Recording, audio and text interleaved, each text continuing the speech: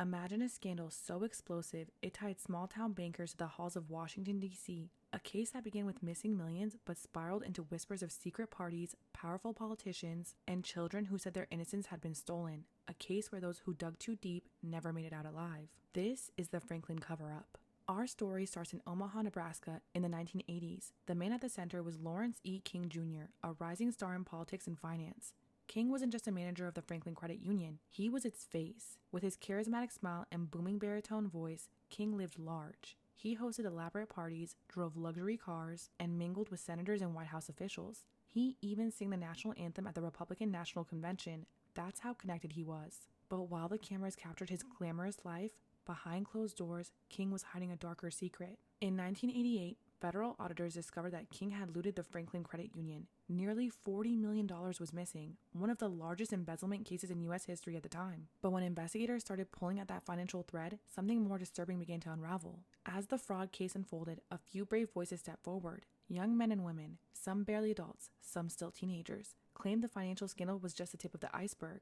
They alleged that they had been flown on private jets to lavish parties in Omaha, Chicago, even Washington, D.C. And at these parties, they weren't guests. They were property. Instead of directly spelling out the horrors, let's just say this. Survivors described being exploited in ways no child should ever endure. They said they were passed around by businessmen, politicians, and people whose names carried enormous weight.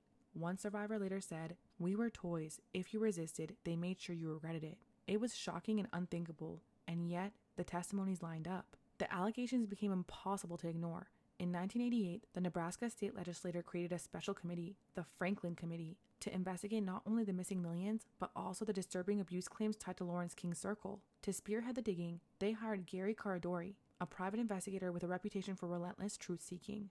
Caradori wasn't easily intimidated, and soon he was collecting stories that painted a horrifying picture of what had been happening behind closed doors.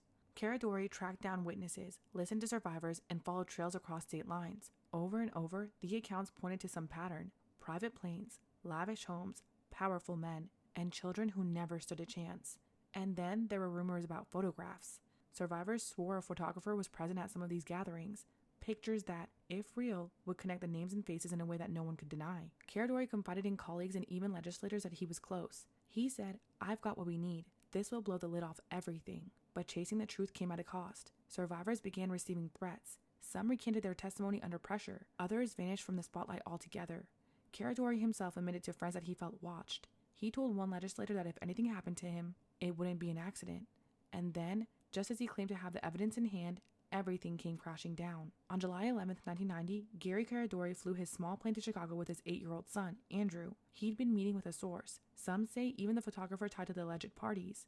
According to later accounts, Gary told friends he had secured photographs that would break the case wide open. As dawn broke the next morning, witnesses in rural Illinois reported seeing an explosion in the sky. Caradori's plane had broken apart midair. Both he and his son were killed instantly. When investigators combed through the wreckage, they found personal effects scattered across the fields. But something was missing. Gary's briefcase, the one that supposedly held the photographs, was nowhere to be found. The official explanation was a structural failure in the aircraft, but aviation experts pointed out inconsistencies. Witnesses swore they'd seen papers raining from the sky, papers that were never recovered. And the fact that Gary had just told people he'd secured damning evidence, it left many wondering if the crash was more than a tragic accident. Even more chilling, his death wasn't the only one tied to the Franklin case. Other witnesses, investigators, and even journalists who dug too deep either recanted their stories under suspicious circumstances or met sudden, untimely deaths. After Caradori's death, the Franklin Committee's momentum died. Witnesses backed out. Evidence vanished. Survivors were discredited, some even prosecuted for perjury. The narrative shifted back to where it started: financial fraud. Lawrence King was convicted and served time for embezzlement, but the far darker allegations, they were swept aside, left to rot in conspiracy circles. But the whispers never fully disappeared. What really happened to Gary Caradori's briefcase? Did he actually hold photographs that could expose a network of abuse tied to the country's most powerful men? And why did so many people connected to the case meet such suspicious ends? The Franklin scandal is one of those cases where the official story and the whispered story couldn't be farther apart. In part 2, we'll dive into the chilling aftermath, the silent survivors, the perjury charges, the suspicious deaths that piled up, and why some believe the Franklin cover-up is one of the darkest buried secrets in American history. In part 1, we uncover the rise of Lawrence King, the disturbing allegations of abuse, and the suspicious death of investigator Gary Caradori, whose briefcase of supposed photographs vanished without a trace. But the Franklin cover-up didn't end there. What followed was a storm of silent survivors, ruined reputations, and more lives cut short.